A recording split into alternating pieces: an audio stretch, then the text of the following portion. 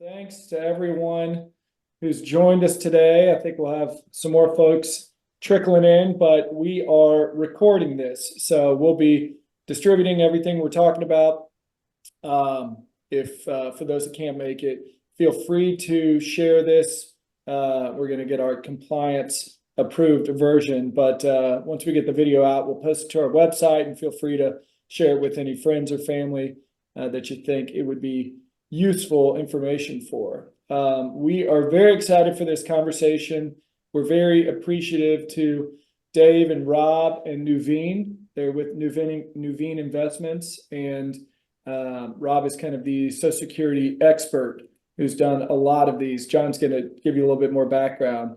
But if you have any follow-up questions after today, about your specific situation, let John and I know. As you know, Rob and we'll all discuss, Social Security is very personal. It's not black and white, and it's not one size fits all. So we want to provide a lot of good information today.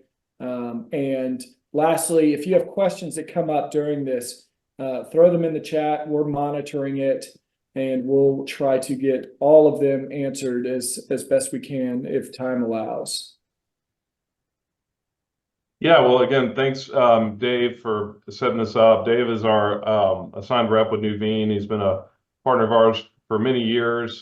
He connected us with Rob when we expressed interest in trying to find somebody to help us with this webinar. And he's helped us with some of the Nuveen investments that we've used over the years, given us great information there, even sponsored events from time to time. So we're very appreciative for that.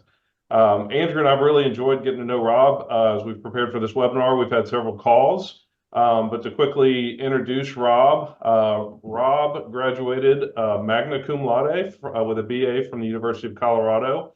I was joking with Rob saying he didn't specify what year that was. He needs to update his bio. But he joined Nuveen in 2020, and his focus there is to develop and help deliver educational programs to advisors and their clients. Rob has over 30 years of experience in the financial services industry, 11 years as head of advisor and client education with BlackRock. He was with Merrill Lynch for 17 years. He's appeared in numerous print and broadcast programs, CNBC, Fox Business, Bloomberg, Advisor TV, Wall Street Journal, USA Today, to name a few. Rob, is that right? It is. Yeah, Rob doesn't need Andrew's or my approval on his credibility, but I can just say clearly he knows his stuff. Our goal today is to help you understand Social Security so you can help maximize your benefits. And thanks everyone that submitted the questions ahead of time. I think we're going to get through a fair amount of those just in our conversation. But as Andrew said, we want this to be more of a dialogue. If you have questions or a follow-up to something that's said, put it in the chat. We'll be watching that. But let's get started. I mean, Rob, I know, we wanted to kind of start with you talking about the solvency of Social Security. So I know we're going to jump into that first because that's typically one of the biggest questions we get. So I'll turn it over to you. We got a bunch of those. Is it going to be around? Yeah, so we'll start with that. Let me first flex my incredible Zoom skills by sharing my screen. Is that visible, guys? Yes. All right, fabulous. So as John and Andrew mentioned, solvency is probably the first question that comes up when the topic of Social Security is raised. Right behind that is then, what should I do with my particular situation? I think, before I dive into any of that, I would just like to say that everybody on this call, and I would argue pretty much everybody in America, bought Social Security in complete and total ignorance, right? If you think back to your first job, nobody handed you a buyer's guide or a user's manual for Social Security. All you got was a deduction on your paycheck.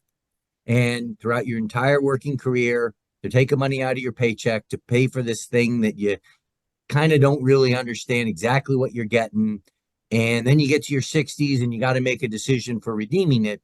So the goal of our entire conversation today is really just to make all of you more informed consumers about a purchase you've been making your entire working lives. And as they mentioned, this topic of, is it going to be there, right? Like, why even bother sorting through all the complexity. I hear this thing's just, not even going to be there in a decade. Let's talk about that first, because I think there's a lot of misinformation and confusion out there about this topic. So first and foremost, Social Security is a program that, if nothing else changes, right, is going to be around forever. We live in a democracy, so Congress could decide to abolish it and a bunch of other stuff. I find that very unlikely. But all of this doom and gloom about that it's going broke and it won't be there in 10 years is not true. Everybody's still going to be paying payroll taxes in 10 years. So there's still going to be revenue coming in. What everybody's talking about is that we have a massive surplus in what's called the Social Security Trust Fund. And that surplus is projected to be exhausted in 10 years. And the reason behind that is because starting in 2021, we started spending more than we brought in revenue. And so I want to show you the numbers for 2021, because again, this was the first year in 40 years that Social Security paid out more than it brought in. And the reason that's really important is because Social Security is somewhat unique as it relates to any other government program, in that it's not allowed to borrow money. So it can only spend what it has. And so in 2021, it brought in about $1 trillion worth of revenue, and it paid out about $1.1 trillion in expenses. And the reason that it was able to pay out those additional expenses is because it was able to tap into this massive surplus, this $2.8 trillion surplus that we have. And the reason that there's all of this discussion about, it's going broke or bankrupt or all that kind of stuff is because when you look at all the projections starting in 2021, from 2021 to I think right now the year's 2034, that's when they're projecting that the surplus will be exhausted. And if you notice on this chart that I'm sharing with you, every year starting in 2021, you see a little bit of green on this chart. Green is expenses, blue is revenue or income. And you'll notice that every year starting in 2021, those expenses are a little bit more than the income we're bringing in. And so when we get to 2034 and we don't have any surplus to cover that gap, there's going to be a reckoning. And the way the program's set up right now is they'll just cut everybody's benefit to match the income that's being brought in. And what they're estimating in 2034 is that they'll only have enough income to cover about 75 to 80% of what they need to pay out. So everybody will see a 20 to 25% cut if nothing else changes. And that's a big if, right? Because we faced this isn't the first time we've seen this movie. We saw this back in the early 80s. It was a different version of the movie, but essentially Congress is notified that, hey, look, if you guys don't make some changes, we're going to have to cut everybody's benefit. And so Rob, you Congress, said that, they're legally not allowed to borrow to pay Social Security, right? Exactly. Yeah. So back in the early 80s, they were notified, hey, look, revenue and expenses aren't going to match up here in another year or two. So unless you guys make some changes, we're going to have to cut everybody's benefit across the board. And Congress said, ooh, that's not good. We don't like that. So they made a ton of changes back in the early 80s. I would actually argue that was the last time they overhauled the program.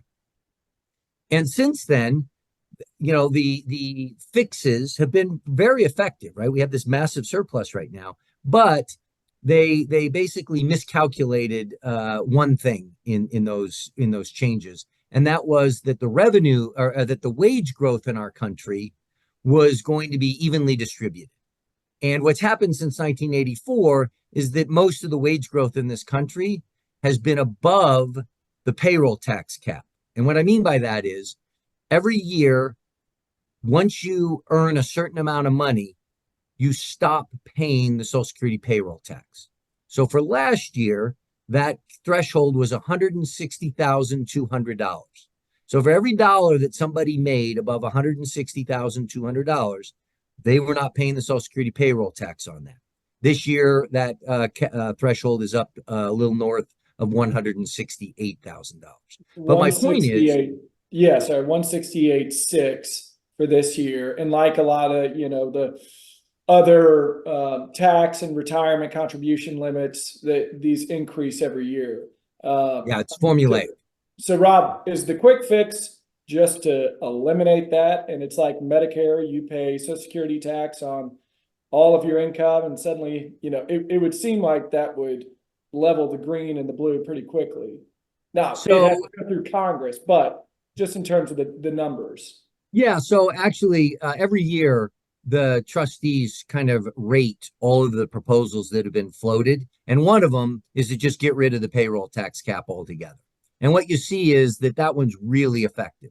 It basically fixes things for another 2 or 3 decades. It isn't a total fix. It would have been had they made that change back in the early 90s when they first were notified that this was a problem. And that, I find that fascinating, right? It's not like this is a sudden realization that like, oh, suddenly the math's not working out. Like, we knew this was going to be a problem 30 years ago. It's just Congress has chosen not to do anything about it. But And so everybody's benefits would eventually be a lot higher too if they're paying tax on that higher income. I'm sorry, what was that? Wouldn't everybody's benefit be a whole lot higher down the road as well, because the benefits? Well, not everybody's, but yeah, the people who are Yeah. paying more, yes, their benefit would be higher. Right.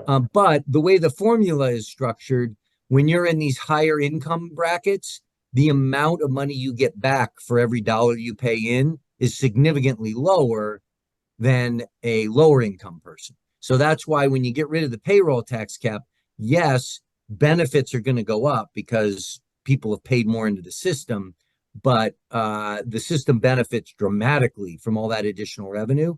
And again, the problem was the assumption they made back in the 80s was that wage growth would be evenly distributed, and it hasn't been. So Social Security has not seen the revenue that it expected to see because it hasn't had the wage growth they expected below the cap. You asked the question. That would bring in what, 6.2% on the employer and employee side for every $100,000. So, right? Yeah, it's 6.2% on both sides. And that's kind of one of the reasons why it hasn't happened, is it's not so much that the wealthy earner has been, railing against that. It's that the companies on the other side of that are also going to have to pay that bill. And, big pharma and financial, all the companies that employ high net worth people are not like looking forward to having that extra expense show up. So they're not huge fans of that change. And Andrew, you asked the question, like, is that the quick fix? There's a lot of fixes. And again, that trustee report summarizes kind of all of them that have been floated. My hope is that at some point here in the next few years, Congress will get the courage to make a bunch of changes to fix the thing. The cynical side of me says they'll probably wait until we get to, 2032, 2033, and then they'll, rip the Band-Aid off and make the changes they need to make.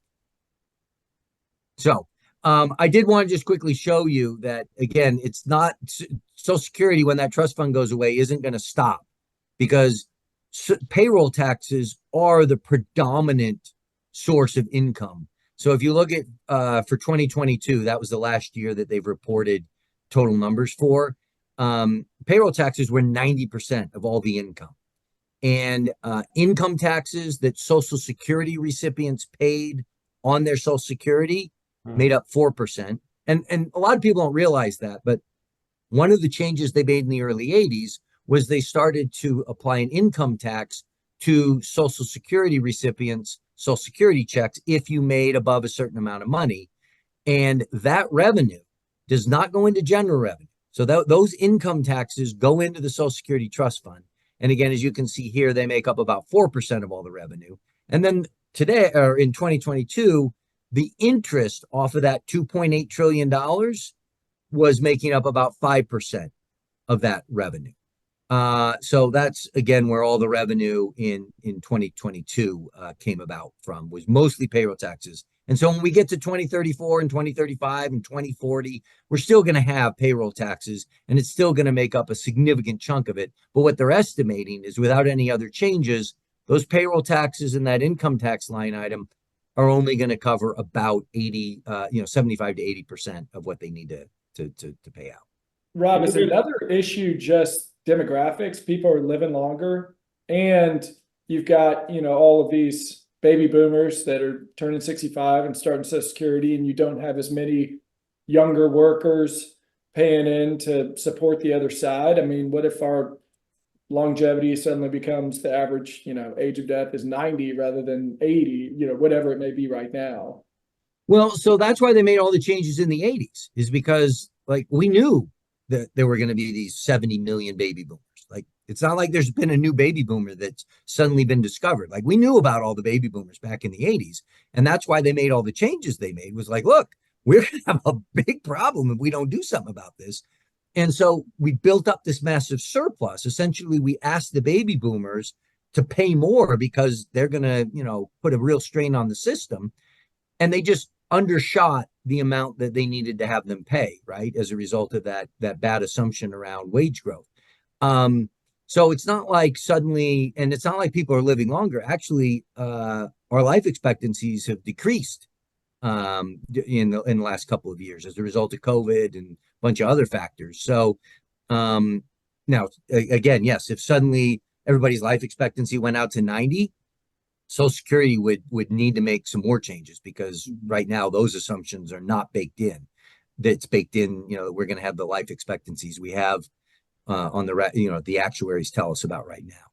And Rob, you made a great point about, politics aside of, baby boomers are the ones that vote the most right now, and what's that going to do if they try to cut Social Security benefits? But just the, the implications about if Social Security, if it's paying out over $1 trillion and it gets cut by 20%, that's 200 billion less, payout. What kind of impact would that have on the economy, right? Yeah, well, and actually, by the time we get to the 2030s, those payments are going to be closer to 1.7, $1.8 trillion, closing in on 2 trillion. So, yeah, to the point, like, how does your economy absorb that kind of a reduction in spending? Because it's not like Social Security recipients save their Social Security checks, right? Most Social Security recipients spend that money to pay rent and buy food and all that kind of stuff. So if suddenly the economy doesn't have that level of spending, that becomes a big problem. One last question on solvency, and then we probably need to move on, but the cost of living increases every year, so it's probably average 3% going back all the way, or somewhere around there. But yep. 2 years ago, it was 8.7%, right? So it's tied to inflation. We had some extreme inflation recently, but how much is that part of the problem that, this isn't stagnant? This is going up, roughly 3% a year. And I don't know, is it that the net interest has to cover the cost of living increases? I mean, is that a big part of the problem, or is it just more about how the system works and, what we're collecting and what we're paying out? So it's actually designed into the system. So the counterbalance to the fact that payments go up every year because of inflation, well, the payroll tax limit goes up every year based upon wage inflation. So inflation scales across the entire program. So more money is subject to payroll tax every year. So it brings in more as a result of that. But yeah, the counterbalance is we have to pay out more because inflation went out. So when you look at some of the proposals, there are some proposals to change the way they calculate the cost of living or to get rid of it altogether. They help, but they're not big movers in the solution set. The big movers are raising the payroll tax or raising the cap on the payroll tax. Those are the biggest. Everything else kind of pales in comparison, really. Yeah, got it. Well, hopefully that, because we got a lot of questions ahead of time about solvency, hopefully that provides some answers, and but we can keep the ball rolling. So yeah, let me just kind of wrap up this section by saying, please don't take the money early because you think the check's going to bounce, because it's not. And, in essence, Congress has a ton of levers that they can pull to fix this thing. It's not an insurmountable issue. And just given how important this program is to so many people in this country, I have a hard time imagining a scenario where they dramatically cut the size of this program.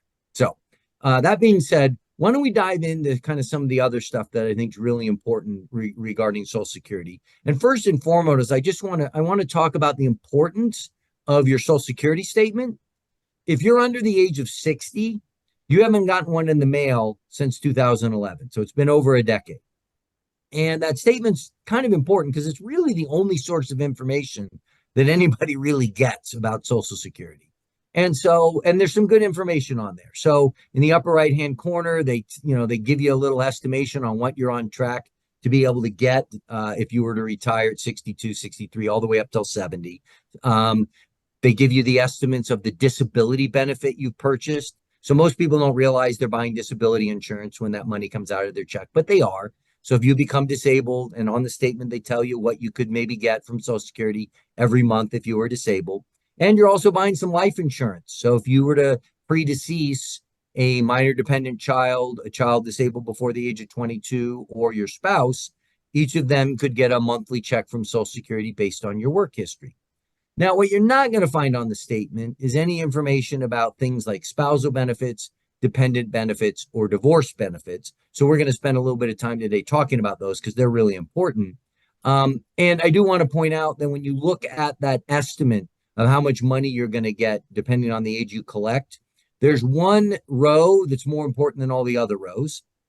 And that's the year that you reach your full retirement age. It's so important that Social Security invented a big fancy phrase for it. It's called your primary insurance amount.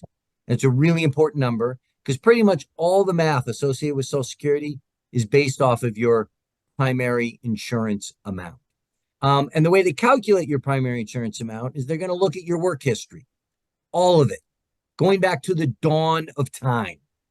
And what's really important is they're going to be looking at that Social Security column, the column in which you paid the Social Security payroll tax. They also include the Medicare column. And as John pointed out, in the early 90s, they got rid of the payroll tax cap for Medicare. So you'll see in this hypothetical example, my hypothetical person earned $1.4 million in 2023.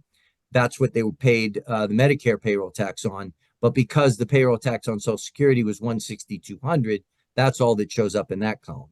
So for calculating your Social Security benefit, your primary insurance amount, they're only going to look at the Social Security earnings. And what they're going to do with those Social Security earnings is they're going to multiply every single one of them by an index factor. It's an inflation index factor.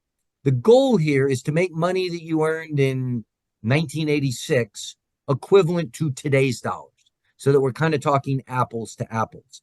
Oh, look at that use of the annotation tool. I'm so impressed. Thank you for not drawing something obscene. Now, what they're going to do after they index all these years for inflation is they're then going to sort them from the highest value to the lowest value, and then only keep the best 35. Those best 35 are then going to be added together and put into a complicated formula that we're not going to talk about because it's involved.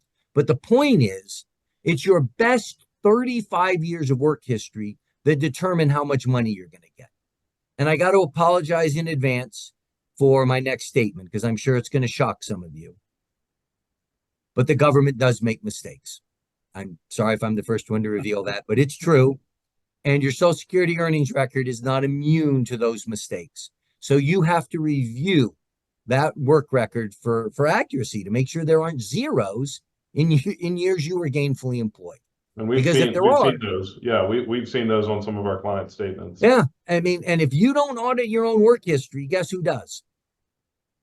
Then nobody, right? Nobody, this is your responsibility. And this is something nobody told you, but I'm telling you right now, you have to audit your work history. So Now, if I see a zero and I know I made X in that year and I paid Social Security tax on it, what do I do?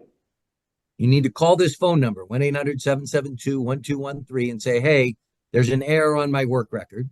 And what they're going to require is that you produce a W-2 showing that you paid the Social Security payroll tax, or your Schedule C from your 1040 showing the net self-employment income that you paid your Social Security on in order to prove the error. But It's not your not full tax return for that year. so you either need a tax return from that year if you're self-employed, or you need the W-2 from that year if you're a W-2 person. Okay, all right. So again, something really important everybody should do to just make sure you're going to get credit for everything you deserve. This is the screen you'll see once you've signed up for your My Social Security account. The very top link is where you'll print out your statement. Near the bottom of the page is where you'll click to review your full earnings record. About 4 years ago, they changed the statement so you don't get your full earnings record on the statement anymore. They only show you like the last 10 or 15 years in detail, and then they lump all the previous decades together as one number. So if you want to look at the full record, you need to click on that link. And then they have some other really helpful stuff to check out. Just real quickly, I did want to point out this notion of full retirement age. I mentioned they made changes in the early 80s. One of them was moving the full retirement age out from 65. So for those of you on the call who were born in 1954 or earlier, you've got a full retirement age of 66. If you're born in 1960 or later, you've got a full retirement age of 67.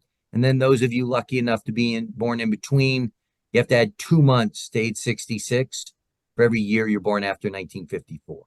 So Rob, that's your, yeah. Yeah, could you see them as part of, fixing the system, continuing to push out? We go 67, we go 68, for the younger generations. And it would Potentially.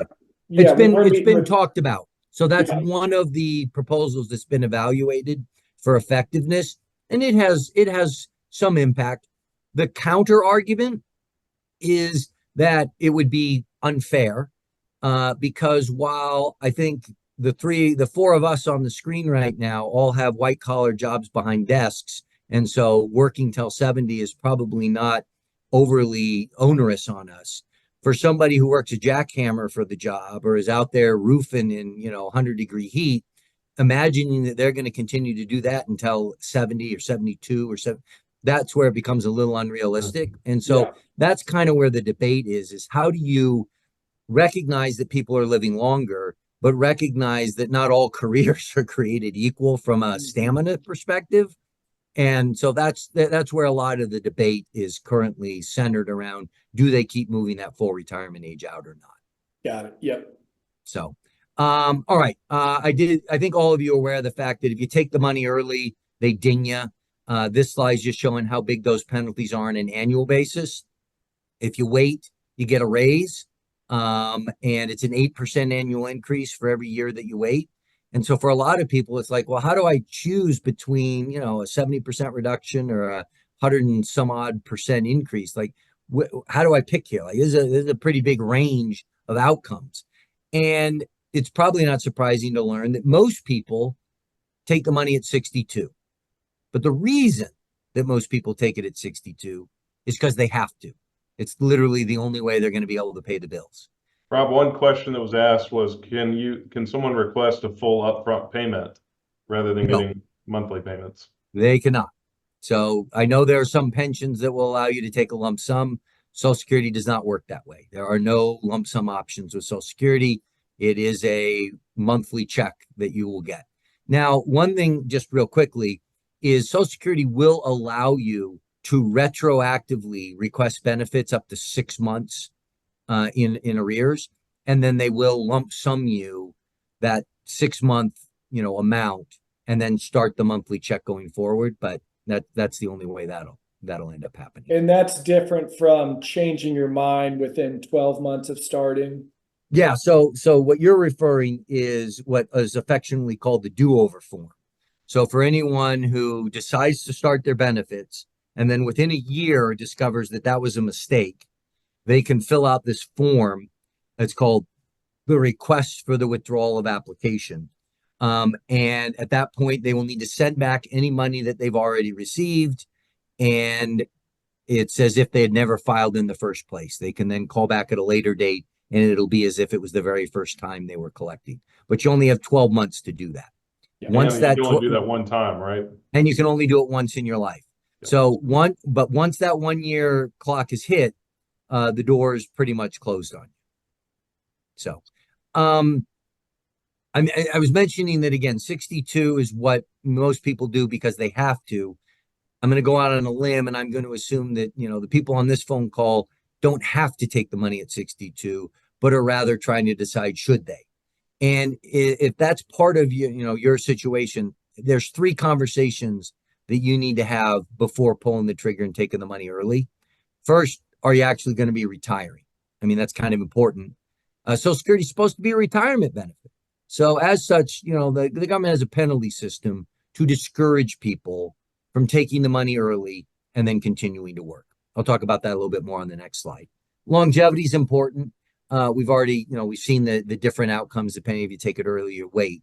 And we'll talk a little bit more about that. But I'm going to argue that the single most important consideration is whether or not you're married or you used to be married to somebody else for at least 10 years, and what the age and earning differences are between the two of you, because that's going to probably have the most impact on this decision. If we talk about this penalty system, what you really need to know is that if you're still working and trying to collect the money before your full retirement age, they are going to claw some or all of that money back. Because again, the idea is this is supposed to be a retirement benefit.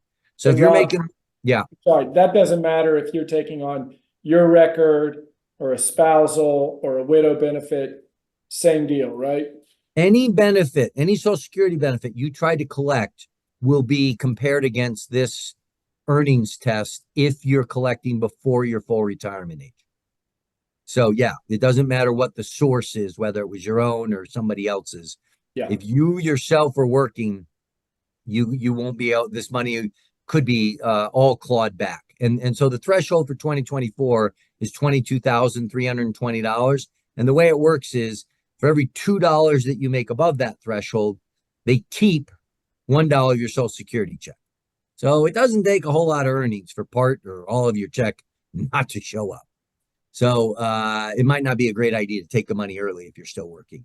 We're going to talk about this later too, though. There may be some instances where you want to take it if you've got options like your own record versus a survivor record, even if you get phased out, because that money may just disappear otherwise. Right. But if it's going to be completely phased out, then there's really no point to it. Right. And the other thing I'll point out is if you take it at 62, you're locking in a 30% lower benefit. Whereas if 2 years later, suddenly you're not working anymore, you're still locked in at the 30% lower benefit. And it probably would have, been in your best interest to not collect for those 2 years so that now your benefits only reduce 20% at that point.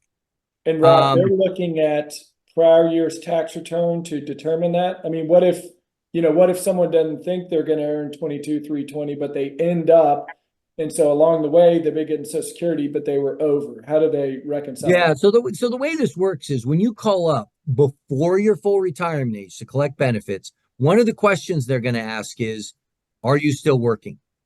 And if you say no, they take your word for it, right? There's no investigation at that point. They just, okay, and they check the box. If you say yes, they're going to ask you, how much do you expect to earn this year? And then whatever you tell them, they put it into their system. And what they'll do is they'll withhold 100% of your checks until the required withholding has been met for that year. And then your checks will start. Then the following year, right, April 15th or after, they'll get notified by the IRS what you really made from work, right? And at that point, they'll then come back, and if you earned more, they will send you a letter demanding that you send them the money back that they shouldn't have sent you. You have 30 days to do that. Otherwise, they'll withhold 100% of your checks until that withholding has been satisfied. If they withheld more than they should have, they'll send you that money back saying, oops, you didn't earn as much as you thought you would. Here's the money that we shouldn't have kept. So that's how that works. In the case where you thought you were going to earn more, but you didn't, and they owe, that'd be a lump sum coming back to you. Mm-hmm. Yeah. That's correct. Yep. They'll lump sum send you what they shouldn't have withheld because you didn't make that much. Now, yeah. I do need to point out that the government didn't think this particular rule was complicated enough for all of us. So they decided the year you reach your full retirement age, we needed a new test. So you can make a lot more money that year, $59,520 here in 2024. And then they're only keeping $1 for every $3 over that threshold. And that's I a don't know lot more about you. beneficial for people born earlier in the year rather than December. Exactly. Yeah. So to me, this is just like random number day in the House Ways and Means Committee. Like, really? You do need to realize that once you reach the month of your full retirement age, the test goes away. So at that point, you can earn all the money you possibly want from work and not have to worry about any of your checks being. All right. Let's talk about longevity. And what I want to focus on here is for single people who have never been married, because this is really the primary decision criteria for you, because the math is pretty straightforward. This is using what I'll call a lifetime cash flow analysis. How much money will you get from the government cumulatively by collecting the money at 62 versus 67 versus 70? And what you see is that once you celebrate your 78th and a half birthday, you will cumulatively get more money every month after that by having waited till 67 versus taking it at 62. That crossover point for the age 70 decision is 82 and a half. So again, if you're single and you've never been married and the only benefit you have access to is your own, how long do you think you're going to live? Like, that is the criteria. But for those of us who are married or used to be married, it's not that straightforward. And that's because we got all these other benefits that need to be factored into the equation, and it makes the math a lot more complicated. We got spousal benefits, survivor benefits, and potentially dependent benefits. So in the interest of time, I'm going to go through each of these quickly. You guys ask me any questions that you think we need to go over. But what I'd like to do is I'm basically going to just summarize how spousal benefits are calculated, how they can be modified, what you need to do to actually qualify for one. And then I'm going to briefly talk about something called the deemed filing rule. So how are spousal benefits calculated? The key thing to keep in mind here is that any spouse is entitled to 50% of their partner's primary insurance amount once they themselves reach their full retirement age. Now, that was a lot of words. Assuming they've been married for... So that's eligibility. We haven't gotten to that part yet. Okay. We're jumping the gun. That's number 3, Andrew. We're still I back get on excited. Social Security, I get excited. All right. We're on number 1. So it's 50% of the other person's primary insurance amount. A lot of people get confused and they think, oh, it's 50% of whatever check they're getting. No, it's 50% of the check they would have received had they collected at full retirement age. So if your partner takes their money early and locks in a lower benefit for themselves, as long as you wait till full retirement age, you're still getting 50% of what they would have received had they waited till full retirement. Or if they wait till 70, you're not going to get half of that. You're going to get half of what they would have received had they collected at their full retirement age. And so if that's you first wait and till foremost. 70, that doesn't help you, right? Well, it helps the person who waited till 70. It doesn't help the spouse. The spouse, yeah. I mean, if the spouse says, oh, well, why don't I keep getting that 8% every year? You're not going to get more than 50% if their record's higher by waiting past 67. Well, now, so that's the next point, which is ways that it can be modified. So the starting point is it's 50% of the other person's primary insurance amount at your full retirement age. And what you're alluding to is if you wait past your full retirement age to collect a spousal benefit, there's no reward for that. They don't give you a raise like they do on the individual benefit. Right. If you And collect just it to early, clarify, because I get asked this a lot, like, this doesn't impact what your spouse's check looks like. They're still getting their full check. You just get the equivalent of up to 50% of theirs. This is an additional benefit. It's in addition to the individual benefit they're receiving. You now can collect this spousal benefit. Now, it doesn't go up if you wait past your full retirement age, but it does get reduced if you take it before your full retirement age. And they penalize you more when you take a spousal benefit early than they do when you take an individual benefit. And real quick, and I know I'm jumping ahead again. I guess that's going to be the theme for me today. But to piggyback on John, if you're taking on an ex's record, you know, I've gotten the question before, are they going to know? No. Does it matter when they started? Social Security is not going to tell them.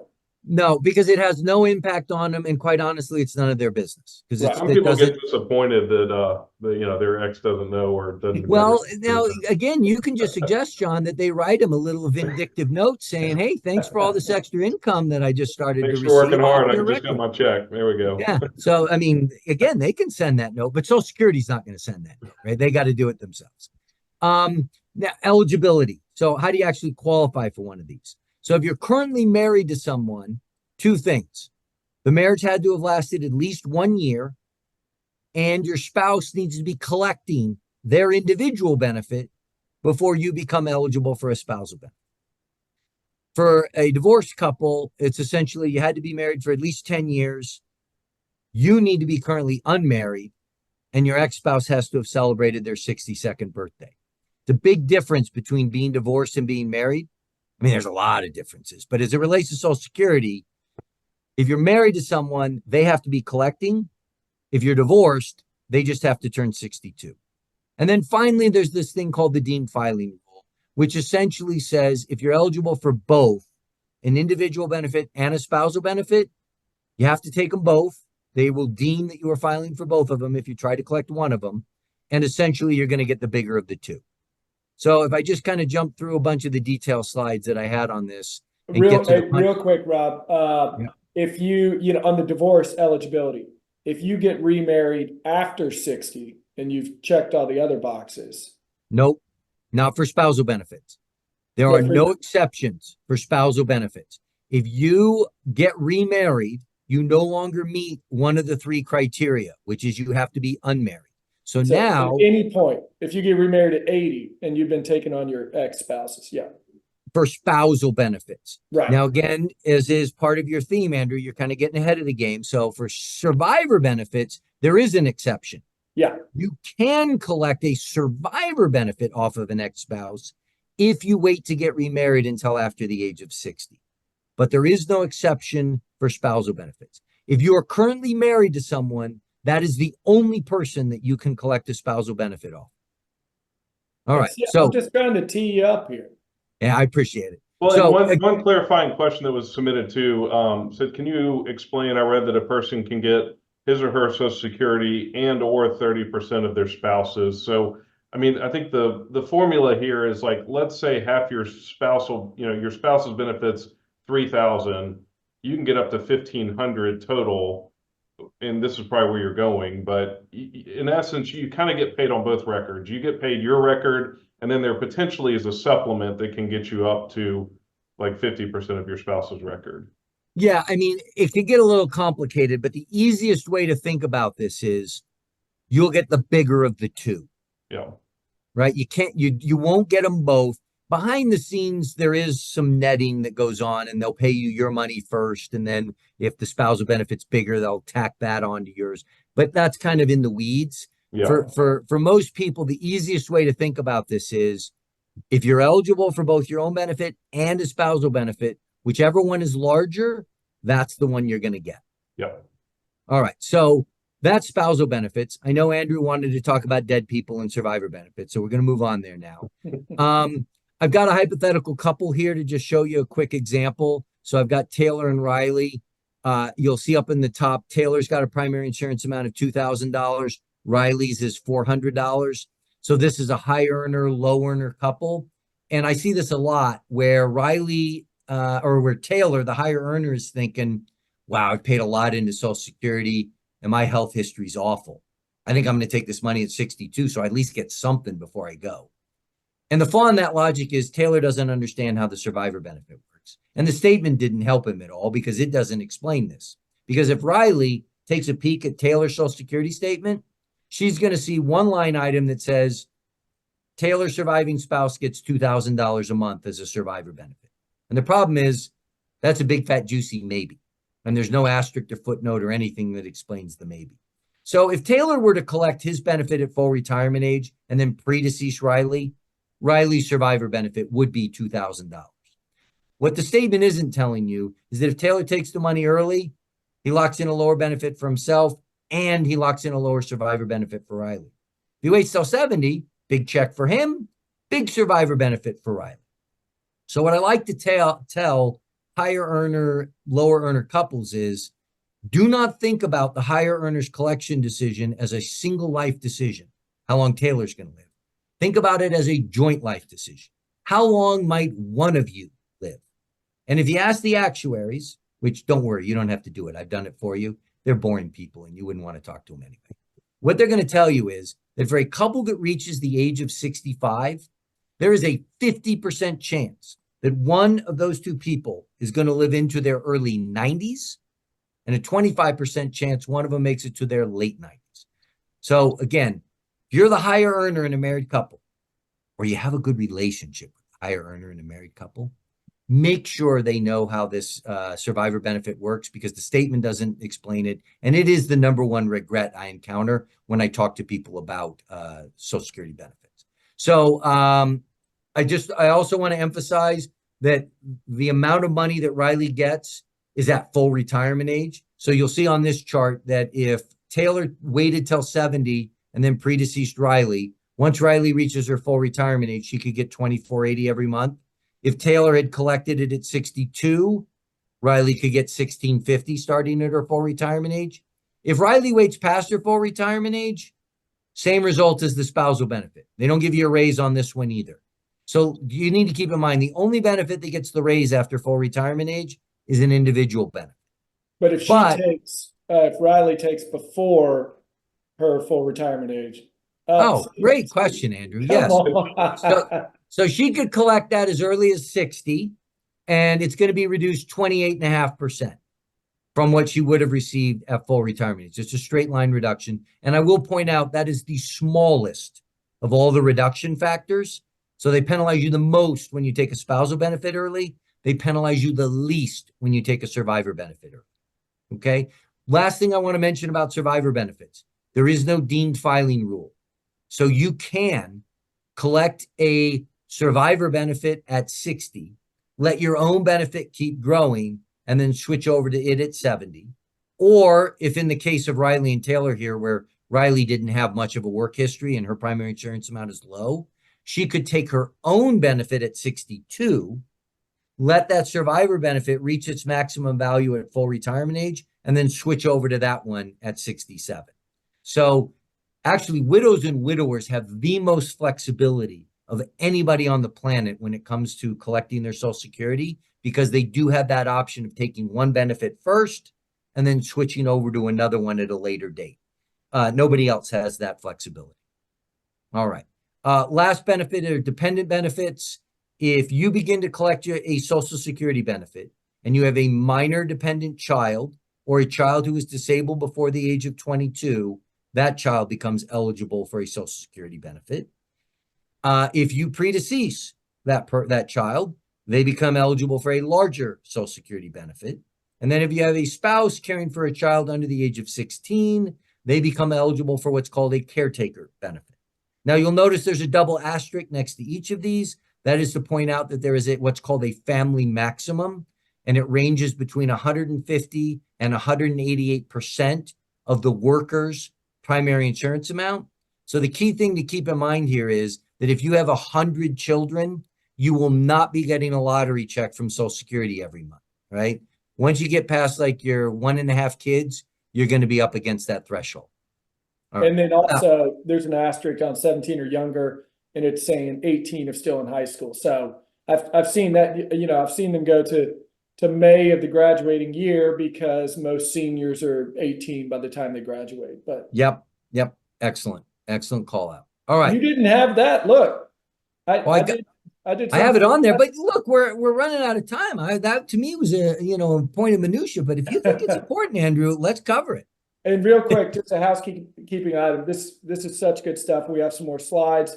I know we said an hour, but we may run over. If you need to hop off, we're recording this, so if we run over a little bit, you'll get to see the whole thing after the fact. Yep. Well, we're kind of getting near the end of the prepared stuff, so we can dive into some more questions. But I would like to point out that most people are probably sitting there right now thinking, this has been amazing. I have learned so much about Social Security, right? We've talked about solvency and all these different benefits and the statement, and it's been great. But I don't know that we've actually tackled the question head on, when should I start my money? Like, when should I take my money? So let's just talk about that now, because I think that's really important. When you have the context that we've just laid out, you're now armed with enough information to have a conversation with John and Andrew about this, when should I take my money? And that conversation, is generally going to involve a little bit of discussion about longevity, right? Are there some issues we should know about? There's going to be some profiling to make sure that we're factoring in every single benefit that you're eligible to receive. And then there's going to be some kind of an analysis. I mentioned when we talked about the single person of looking at that lifetime cash flow analysis for a single person. And it's really easy. You don't need a calculator or anything like that. You can just do that on the back of an envelope. You can't do that though for married people because you got so many different intersecting benefits and ages they're available and all the rules. So that's where a piece of software that Andrew and John have access to can really help in producing that decision criteria. And when I say decision criteria, just keep in mind, the goal of answering this question is not to get the right answer or avoid the wrong answer, because that's an impossible task. We don't know when you're going to die. You don't know when you're going to die. So we can't aim for right or wrong. But what we can aim for is informed, knowing why. Why are you going to take it early, or why are you going to wait? And by looking at a lifetime cash flow analysis, it allows you to compare how much money would we get if we both took it right away versus, some other strategy that, John and Andrew might suggest to you. And then you can compare those totals. And what you'll find for, a lot of couples is that the range in outcomes of taking it right away versus waiting is somewhere in the neighborhood of $150,000 to $350,000. It can be more or less because there are some others, but generally it's going to be in that range. And what I found is once you know what your number is, let's say it's, $262,000, you can then answer the following question. Do you want to risk leaving $262,000 to your least favorite beneficiary, Uncle Sam? Like nobody likes leaving money to that guy. But essentially, if you take the money at 62 and live to whatever life expectancies you talked with them about, that's what you've just done. You've gifted $262,000 to your arch nemesis, the federal government. And if you're okay with that, then let's take the money at 62. If you're like, wow, $262,000, that's a lot of money that I don't want to give to Uncle Sam, honey, you're going to wait till 70. But whatever you end up deciding, you've now made an informed decision. You're not guessing or going off some rule of thumb that Susie Orman tossed out on the Today Show or some horrible advice that the bartender at the Bellagio offered up. As an aside, I have a phenomenal story about that. But I mean, the point is there's a lot of really bad sources of Social Security advice out there. Everybody on this call is lucky enough to have access to John and Andrew, where you can get some solid guidance as to what an informed decision looks like for you. And you can have that decision reviewed within the context of your overall retirement income plan. Because I think we established earlier in this call that none of you are retiring solely on your Social Security check, right? You've got other things that need to be factored into that equation. And again, John and Andrew are very well equipped to help you understand how this all comes together. Yeah, and Rob, I mean, like you said, if everyone knew when they were going to die, we want you to win the game, right? We want you to get as many dollars out of the system, as you can, but we're working in some probabilities and there's some gray. So John and I have some tools that can show you, well, what if we were to each live to a certain age, and, we can toggle that to show you what Rob's talking about. What's that gap? Is it 250,000? Is it $50,000? Is it 350? So, making an informed decision, that's a big part of it, because this is a very personal decision. There's no one size fits all. Well, and longevity aside too, there's also the assumption of, yes, if you have other investments, how are they going to perform? Because, if you take Social Security early, you could argue, hey, you're letting your investments remain intact because you've got Social Security dollars to pay some expenses. And if those dollars grow and compound at a certain rate, it might look better financially overall. However, a lot of times I try to help people think about the fact that, look, you may already have a lot of money subject to the financial markets. There's very few financial instruments like Social Security that have a defined growth formula. Wouldn't it be nicer to use maybe some of those investments so you have a bigger benefit and aren't as reliant on the investment markets? But it could go either way. Yeah, John, the point I often make to clients is Social Security has no market risk, no inflation risk, and no longevity risk. the money in your 401k, your IRA, your taxable accounts, they have all three of those risks. And so if you're looking at your retirement income pie and the sources of income from each of your buckets, for a lot of your wealthier clients, right, Social Security is not going to be a massive piece of that pie. But why would you make it an even smaller piece by taking it at 62? It's a very diversifying source of income in retirement. Why wouldn't you want it to be as big a slice as possible, given the fact that it has these different risk characteristics? And that was one of the questions was, yeah, I'm 66. I plan to work until at least 72. I know I have to start at 70. Would it be wise to start drawing now and save what I draw? Well, again, wise is somewhat of a relative term there because there are assumptions here that we don't know how it's going to play out. So the other thing to point out, John, is Social Security is actually an insurance policy. And so the question, the way to think about this is like when you pay your premium on your home insurance, like, are you ever asking the question of like, well, can I get the money before the fire? No, like that's not how it works. And so if you're thinking about Social Security as this longevity insurance, right? The goal here is that it's there to make sure that it lasts as long as you do. And the longer you wait, the bigger that insurance policy becomes.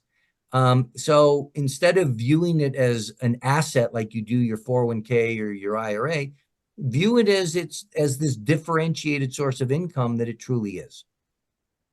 All right. Hey, look, we've covered a lot. And I know in order to get this through our compliance people, I'm going to have to read this disclosure slide. So is now a good time to read this, or should we, take some more questions and then save this for the grand finale? Yeah, can we do it at the very end just so that we can throw some Absolutely. more questions at you? Okay. Yeah, let's go.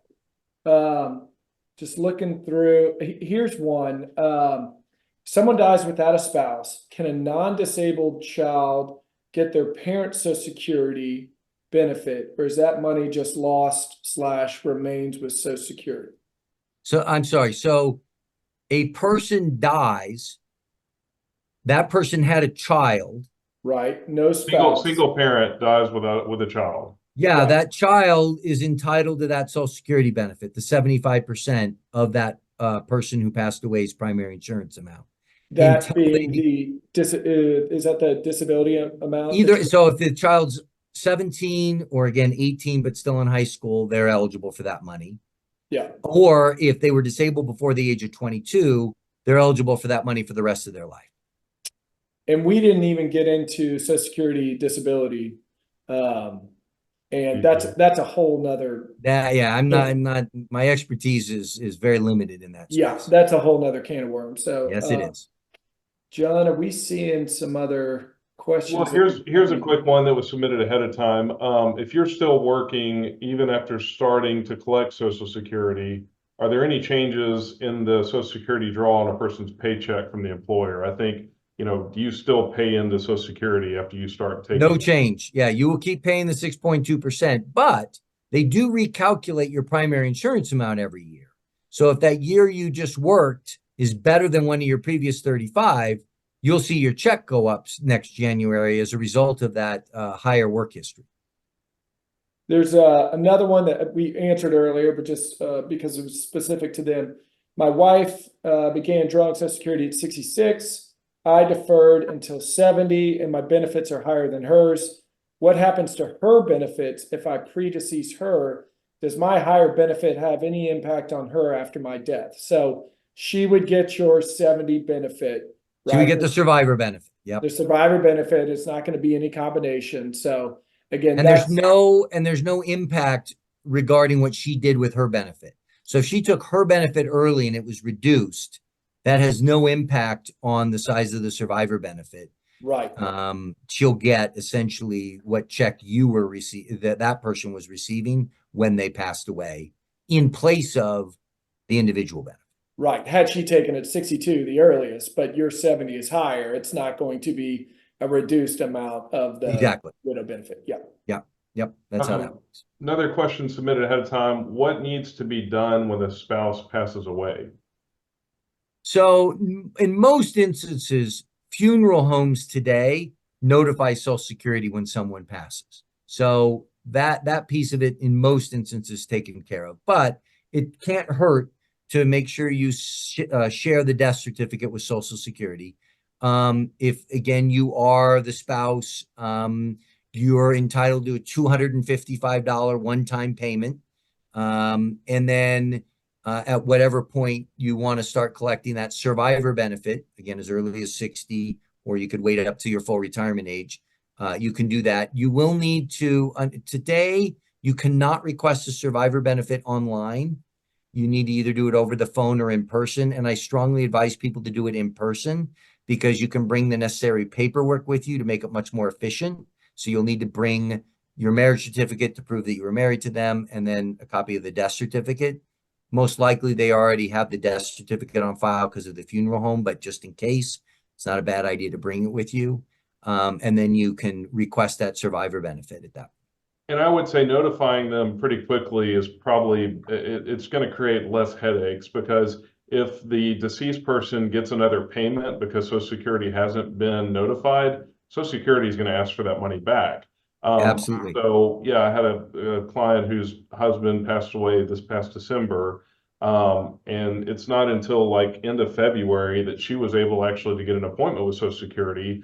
So, you know, the sooner you notify them, the sooner you can get the appointment scheduled, so you don't have this gap of receipt, because they'll stop the deceased person's benefits, but you know, it may take a little while for them to get you processed and get you receiving the surviving benefits. Yep, that's true. Yeah, and then Rob, like you were saying, there's, correct me if I'm wrong, there's 3 ways to start your benefit, right? You can do it online, and I've done a lot of online applications. If it's pretty straightforward, online, I really haven't seen them mess it up. You can put your bank information in there to set up your direct deposit. You know, we saved the whole thing. You can put commentary in there at the end of, this is exactly what I'm doing on this date. This is why you could, you know, so if it's pretty straightforward, that works well. The phone call is interesting because basically you call your local Social Security office, you wait for an hour, you get Actually, you don't call your local office. You call Or that you just call 800 the number, which is a 800. national call center. You yeah. get routed to somebody somewhere, and you can then either they talk to tell them. you, they tell you, hey, I can't really do anything today. I'm going to schedule a call. This is really what's happened with me. I'm going to schedule a call with you to actually take the application, that being another person, and earliest availability is in a month or 2. So kind of a pain, but you're not having to go down to the office. And then we've been with a lot of clients down the Social Security office on Athens Way, which, like you're saying, is great. You take all the paperwork you can find. The only thing I'd say is, in the past, sometimes it's hit or miss as to who you're sitting across from. And remember, these are humans, and you gotta make sure that they're doing what you're requesting. And hopefully we've had a conversation before we go down there of, this is what you're entitled to. And because you might get pushback and they can be wrong. So I throw that out there. Yep. Just like any large organization, you could get someone who's been there 30 years or someone who's an eight-week rookie, and you won't know. I mean, you'll know once you've talked to them for a little bit. You can sense like, okay, this person doesn't know what they're talking about, and just ask to speak to someone else. Say, look, you know, is there a technical expert in the office? Is there a supervisor that I could speak with? Because I'm pretty certain I can do this, and you're telling me I can't, and I want to make sure I get this right because it's really important. Yeah.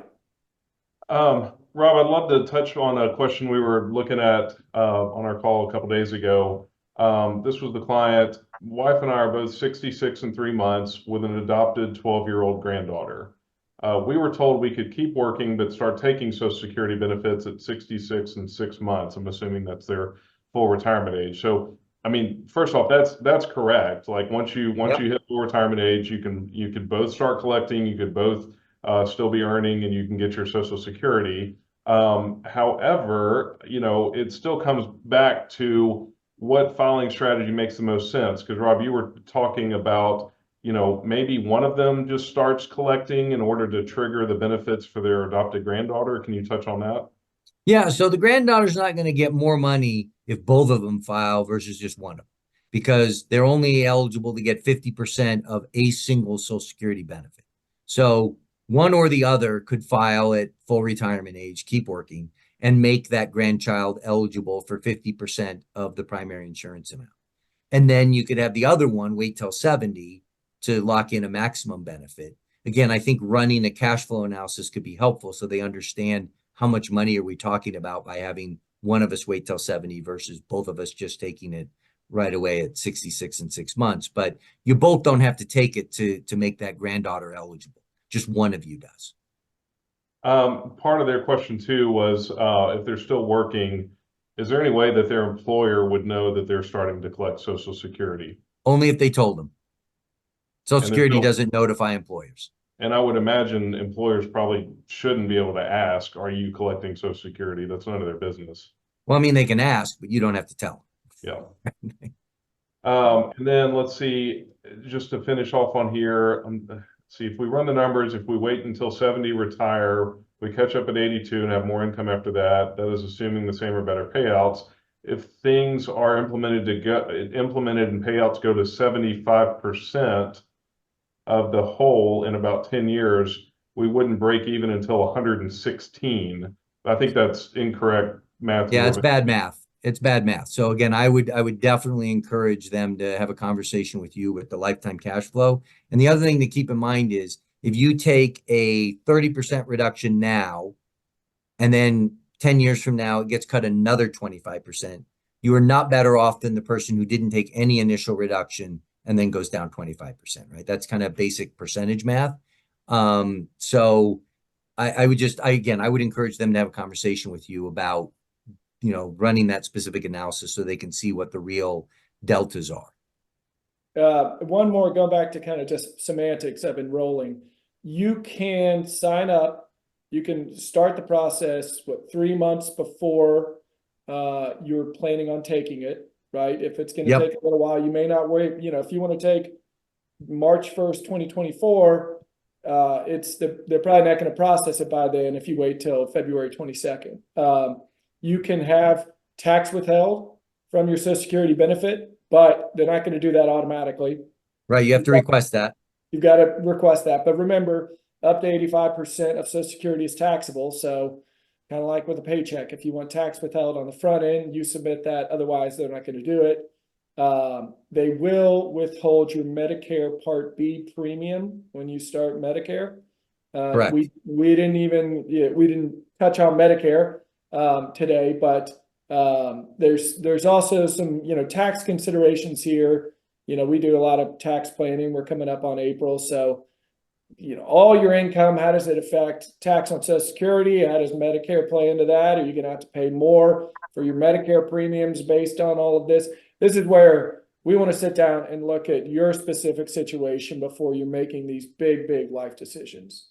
Well, and there's other things too in that as well. Like one big thing we see a lot of times if people stop working around their mid-60s and before they're collecting Social Security or taking required distributions is we can harvest some of their retirement money at very low tax rates. Well, if you're collecting Social Security, that potentially changes that consideration altogether because there's a phase in on your Social Security, like maybe only 20% of your benefits is included in taxable income. But if you start pulling money out of a retirement account, you got to pay tax on that retirement money withdrawal, and they're going to cause more of your Social Security to be taxed. It's almost like a double taxation. And potentially taxed at a higher rate.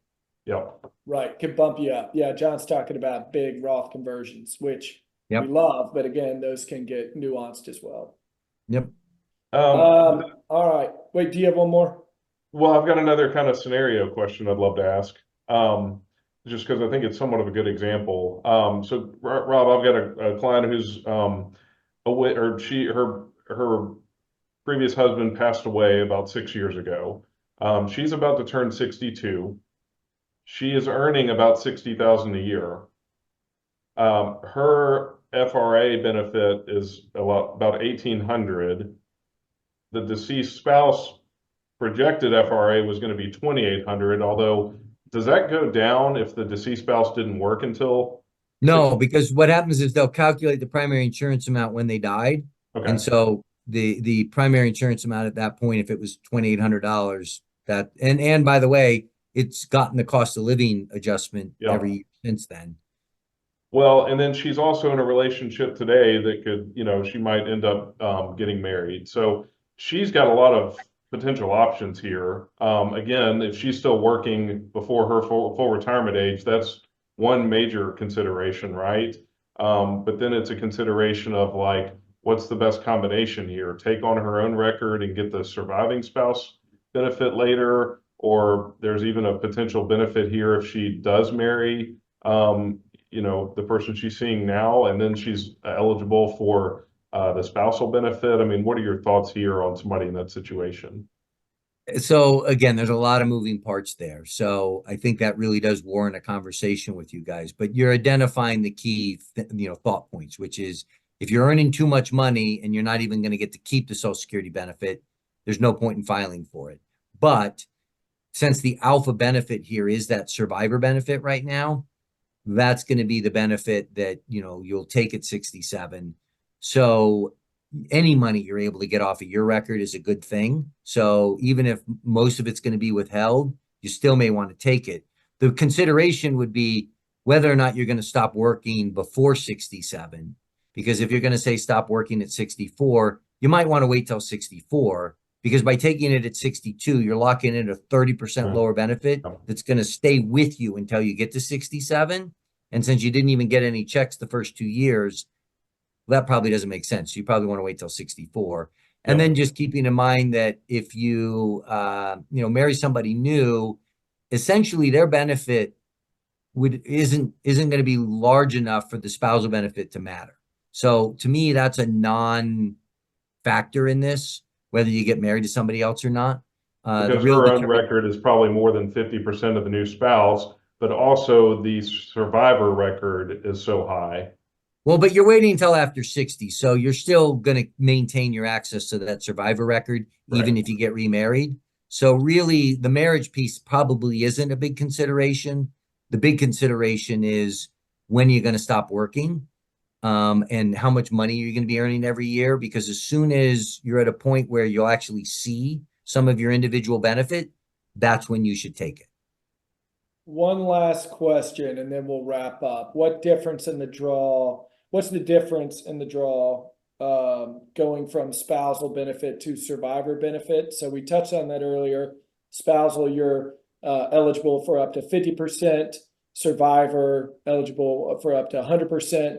Now, if your spouse dies and you're going to go from spousal to widow benefit, Social Security, should you notify them immediately? Should you assume that you should notify them immediately? Let them know so they can update that on hopefully your next deposit, right? Absolutely. Because to the point we made earlier, they're absolutely going to claw back the person who passed away's individual benefit if they sent it after they died. You want to make sure that you're now getting that in the form of the survivor benefit, and you don't want a gap in that. Yeah. Okay. Well, thanks everybody for joining us today and running a little long, but it looks like most of you stayed. So hopefully this was good information. We're going to let Rob do his compliance thing. We're going to run it through the compliance department and hopefully be able to distribute all of this. And we hope you found it helpful today. Again, please reach out to us with your specific questions that we didn't answer today. John, anything else?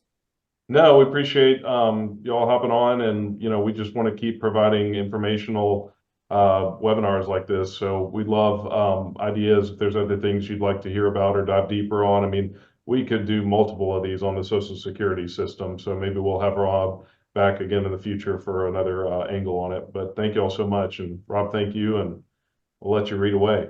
We can hear about that. What was it? The Bellagio? We'll hear about the Bellagio story next time. We can save that for the next webinar. Okay. All right. So it is important that everyone understand that this material is not intended to be a recommendation or investment advice. It does not constitute a solicitation to buy, sell, or hold a security or an investment strategy. And it's not provided in a fiduciary capacity.